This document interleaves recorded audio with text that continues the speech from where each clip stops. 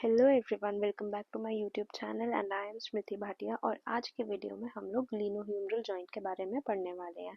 Last video में हमने स्कैपुलोथोरेसिक joint cover किया था और अब तक का हमारा शोल्डर कॉम्प्लेक्स का सिर्फ ग्लिनोह्यूमरल जॉइंट रह गया। बाकी सारी वीडियोस हम लोग कवर कर चुके हैं, बाकी सारे जॉइंट्स कवर्ड हैं already. So let's start with the glenohumeral joint. जो हमारा ग्लिनोह्यूमरल जॉइंट है, as the name says, it is made up of glenoid cavity and humerus bone. So it is made up of glenoid cavity and humerus bone. ये एक ball and socket type joint है, ball and socket type joint है। ठीक है, synovial joint है। Synovial joint है तो ये हमारा मूवमेंट्स को अलाउ करता है। 3 डिग्री रेंज ऑफ मोशन है इसमें हमारा, flexion, extension, abduction, adduction and internal rotation and external rotation. अब होता क्या है, जैसे हमारा ये हेड ऑफ ह्यूमरस है और ये है हमारा ग्लेनोइड कैविटी।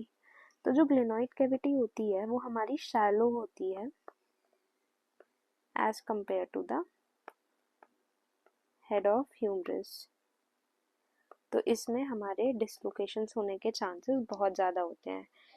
ठीक है, अब जॉइंट कैप्सूल की बात करें अगर हम, तो loose and lax to allow mobility, lined with the synovial membrane for fluid production. Ligaments का होना बहुत ज़रूरी है हमारे ग्लिनोह्यूमरल जॉइंट में, क्योंकि अगर लिगामेंट्स नहीं होंगे तो ऑलरेडी हमारी यहाँ पर कॉन्ग्रुएंसी जो है वो ऑलरेडी थोड़ी बहुत ऑल्टर्ड है, क्योंकि जो हमारा ग्लिनोइड कैविटी है वो शैलो है और जो हेड ऑफ ह्यूमरस है वो ज़्यादा बड़ा है, ज़्यादा गोल है। इसीलिए लिगामेंट्स का होना ज़रूरी होता है और जॉइंट कैप्सूल का होना भी ज़रूरी होता है। सो अब जब हम लिगामेंट्स की बात करेंगे तो इधर ड्रॉ करके देखते हैं साथ साथ। सबसे पहले आता है हमारा superior glenohumeral ligament. Glenohumeral ligament मतलब ग्लिनोइड कैविटी से आ रहा है और ह्यूमरस पे आकर इंसर्ट हो रहा है।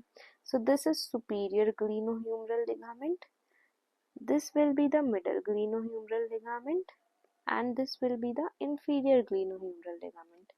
inferior की साइड से आ रहा है तो inferior glenohumeral ligament, middle से आ रहा है तो middle glenohumeral और superiorly आ रहा है तो superior glenohumeral ligament। ठीक है, superior, middle and inferior glenohumeral ligament. Next आता है हमारा कोरैकोह्यूमरल लिगामेंट। दैट मीन्स ये हमारा कोरेकॉइड प्रोसेस से निकल रहा है और ह्यूमरस पे आ रहा है। ठीक है, कोरेकॉइड प्रोसेस से ह्यूमरस तक आ रहा है, that is coracohumeral ligament. And coracoacromial ligament. Coracoacromial ligament क्या होगा, कोरेकॉइड प्रोसेस से आ रहा है और एक्रोमियन प्रोसेस पे जा रहा है, that means it is coracoacromial ligament.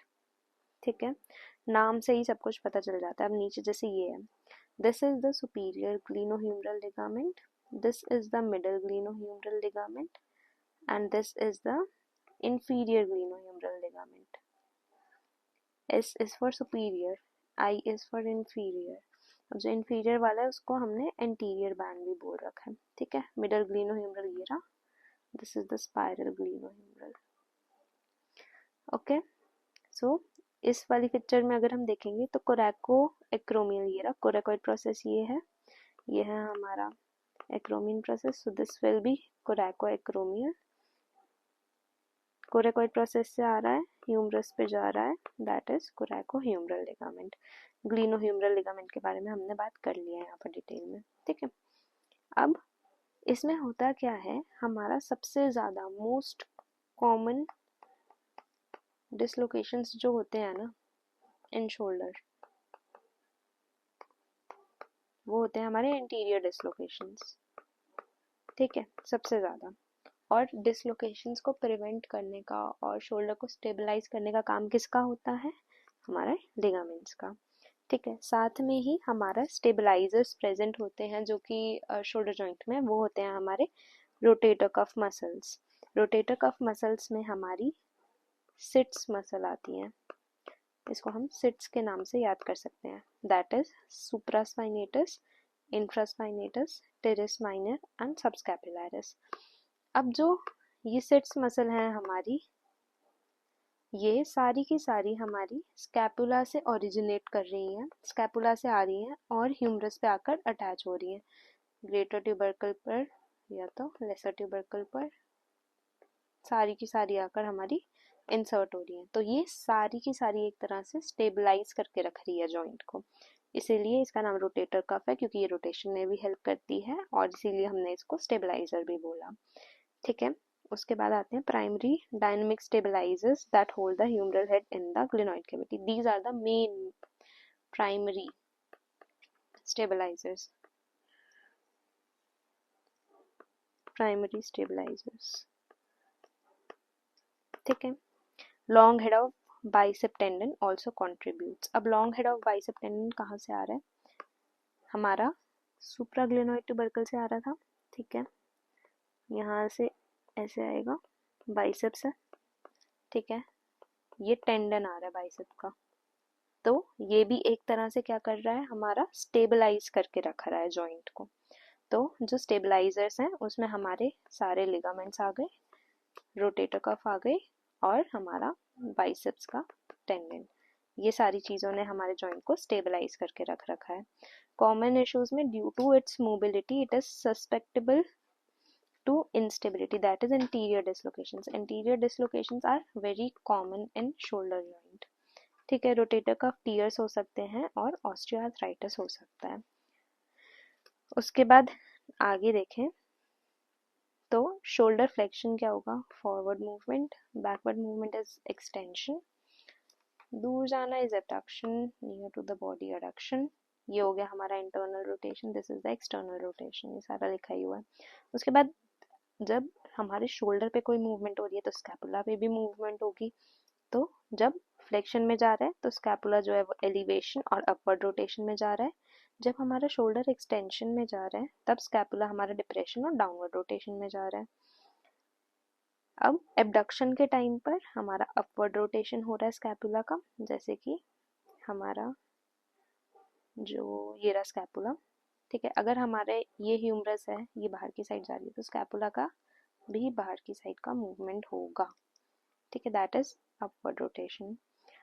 Adduction में डाउनवर्ड रोटेशन होगा, अभी हमारा स्कैपुला इस साइड को मूव किया था, अब हमारा स्कैपुला नीचे की साइड को मूव करेगा। इंटरनल रोटेशन के टाइम पे स्कैपुला का प्रोट्रैक्शन होगा और एक्सटर्नल रोटेशन के टाइम पे स्कैपुला का रिट्रैक्शन हो जाएगा। ठीक है, ये एक एक्सरे है शोल्डर जॉइंट का, क्योंकि अब तक हमने सारी वीडियोस में पूरा फुल हमने शोल्डर कॉम्प्लेक्स को कवर कर लिया है, इसीलिए ये वीडियो है, ये वाला एक्सरे मैंने इसमें डाल दिया। अब इसमें ये जो पोर्शन है, जो ये हमें दिख रही है क्लेविकल बोन। ठीक है, ये जो दिख रहा है दिस इज कोरेकोइड प्रोसेस। ठीक है, ये रहा हमारा हेड ऑफ ह्यूमरस। ठीक है, बेसिक कोई अगर मैं इरेज करके देखूं तो हमें ग्लिनॉइड कैविटी भी दिख रही है यहीं पे ही, ये रही ग्लिनॉइड कैविटी।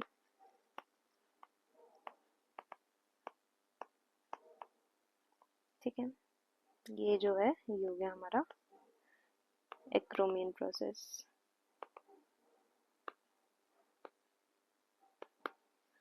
तो ये पूरा हमारा हो गया शोल्डर जॉइंट।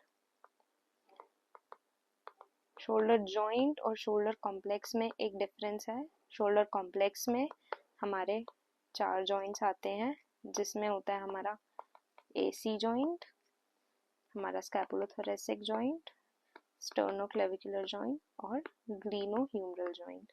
जो शोल्डर जॉइंट होता है ये सिर्फ हमारा ग्लीनोह्यूमरल जॉइंट होता है।